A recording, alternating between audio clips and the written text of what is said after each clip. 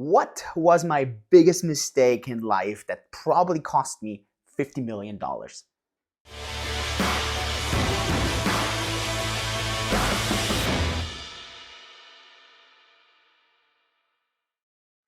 Hey and welcome to today's video. My name is Julian. On my channel, it's all about making you crypto fit. So that means we talk about blockchain, decentralization, cryptocurrencies, but also entrepreneurship and, just like today, mindset. And today I want to talk about the biggest mistake in my life. And this is quite a difficult question because many times we ask people, what is something you would like to change, or what was a huge mistake? This answer is actually quite difficult to give, because if you were to change something in your past, you would have a completely different result today. So you have to be quite careful in saying that, well, I would love to have this removed, because this might have severe consequences. So before I give you my biggest mistake, let's talk about 3 mistakes that might look like mistakes, but actually I'm quite happy that I've done them. And I mean, with happy, I'm not super happy, but it is how it is. The very first one is now over 10 years ago. And for those of you that read my book, 25 Stories I Would Tell My Younger Self, I'll link it up below. I actually talk about all those things in there. And in there I talk about how for the very first time, I was roughly a bit over 20 years old. I've been making quite some good money as a professional kite surfer. And I had this crazy idea, since I knew so much about real estate, not really, but I'm gonna invest in real estate in Brazil.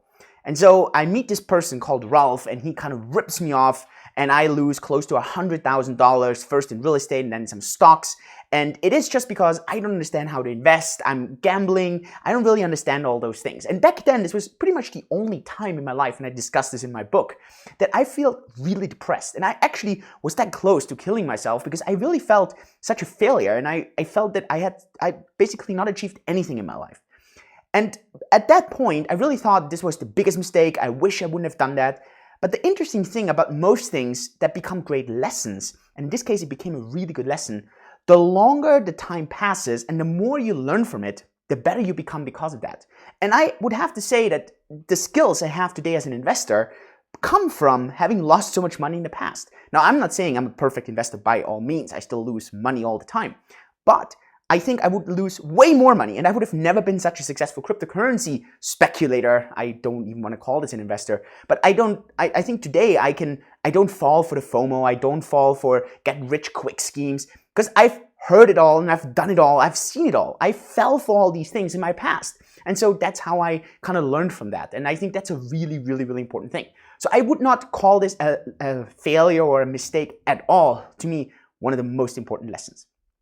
The second one was a bit later, when I quit working as a medical doctor in 2012, and I wanted to become an entrepreneur. And I was trying out all these different things that were out there. I tried online marketing, I tried to do a franchise business, I tried to start my own startup, I tried to do affiliate marketing, and among all those things, I also tried network marketing.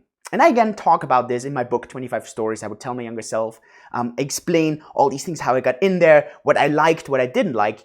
Well, in kind of to cut this story short, doing this and helping and trying to go around for about 2 years, I lost close to $100,000. I realized I'd fallen for a scam. On top of that, I had people that I had convinced in trying to invest money in there. And so obviously this was a major, major, major setback for me back then, because I had so many people who trusted me, and disappointing them, that was really, really painful. And so I did the only thing that was right to do. I helped them all get their money back. I helped them undo a lot of those things.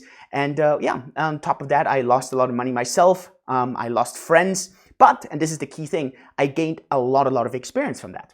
And so today, I'm glad to say I don't live in my past anymore. I moved on. I'm glad I had this experience there.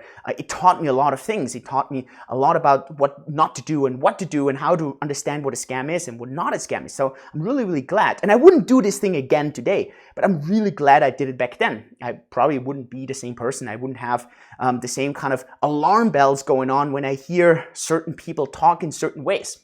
I've seen this back then, and for any one of you who has been part of a network marketing, an MLM, or some kind of other scam, and I'm not saying that MLMs and network marketing is all scams, I'm just saying I was part of a scam. I didn't know it back then, but that's just how it was. But if you have ever experienced this, you completely know what I mean. The way people talk and how they try to create scarcity. Well, I guess very, very, very big lesson here. I wouldn't say this was a mistake. Huge lesson. helped me improve, I think, a lot today. And the third one is one that you might actually have been part of or have been seeing me in, and that's my past company. And in my past company, when I was forced by my co-founder to step down from the president co-founder, this was a really, really rough thing. And I sat there and I was like, wow, how all these mistakes. I should have had a proper contract. I should have kind of kept things better. I shouldn't have gone offline for 2.5 weeks. I was kind of blaming myself for all these 50,000 different things. And at the end now, I mean, hopefully in the next couple of years, this gets even better and I draw a lot more lessons from this. I'm actually really, really glad about what happened. I'm glad because it allows me to kind of execute on some ideas that I always had and I could have never done in my old company. I'm glad that I have way more freedom, way more creativity now. I'm glad also that I have this healthy competition now, that I look at this my old company, I'm like, you know what? The next thing I'm going to build, it's going to be way faster, way bigger, way better. And I think that's what comes out to me as a competitor. I love this, right? So this was really good. Another thing that was over the past couple of months, I think my relationship to my wife, I could have never imagined this growing that much better and becoming so much stronger. When you go through hardship together, and because she was also asked to step down, this is just really, really powerful. And it shows you what ego can do to people. And I think this was such a good reminder to me. It was a good reminder to see when business partners have crazy ego and they can't handle it. It also showed people that know me really well how I act in these situations. And I think this was really important because I had so many business partners, and that's why I had so many people who right away when I started something new now came to me and said, hey, let me invest, let me work with you, because I have seen how you act in these hardship times, and you know, I'm completely okay with this. I have so much respect for you, how you acted in this and how you dealt with this. And this is so important, I think, the networks and the kind of people you meet there. And I think this was really, really important. Hopefully, obviously, over the next months and years, more and more lessons come out of this. But this is just kind of 3 things looking back. So talking about all this, I've lost a lot of money. I've lost friends. I've been in bad businesses. I got cheated over by business partners. What's the biggest mistake? And I tell you, the biggest mistake is one that I did at probably the age 17. And it is, I was just coming back from the US. So when I was 15, I moved to the US for about 2 years. I went to high school there and I wanted to become a professional basketball player. Now, I'm not particularly tall, so nothing worked out with my professional basketball career, and that's how I became a professional kite surfer. But I always wanted to become a professional basketball player. And back then, I had to invest myself 6,000 euros, so $8,000 US dollars, into going into the US and kind of funding all this. And my dad paid for the other half, so that was the deal. He told me for every dollar I pay, he pays the other dollar. But I really invested in myself, and it helped me immensely. Like if I look back today, a lot of the skills, a lot of the mindset things, the openness, the resilience, all this comes from this time. Drop a 15-year-old into a completely new environment. It's so important. But after that, I stopped with personal development. I stopped growing and teaching stuff myself because I was this professional kite surfer. I was working on mindset there already. I was a professional athlete. I was working on my body, on my health, my fitness. I was a medical student. So for me, I was learning every single day. I was going through a lot of books. But at the end, what I should have been doing, I should have been reading personal development books at a way earlier age. So if you are watching this and you should be reflecting, what's your biggest mistake? Distinguish between mistake and lesson. And you can let me know in the comments below what you kind of think. But the key is, the real mistakes are those probably when you don't invest in yourself, when you don't focus on yourself. And that was the key for me there. For me, personal development entered my life when I was 24.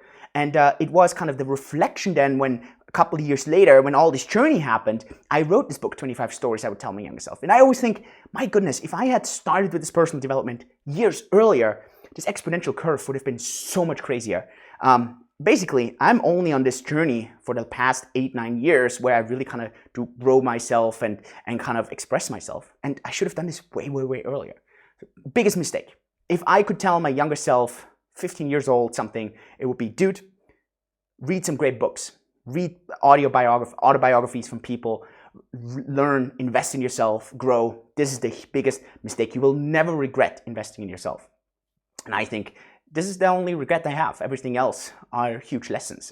This would be a thing, if I could go back, this is what I would definitely be doing. I hope you get value out of this. Let me know in the comments below what you think, what your biggest mistake was. I would be interested to hear about this. Share this.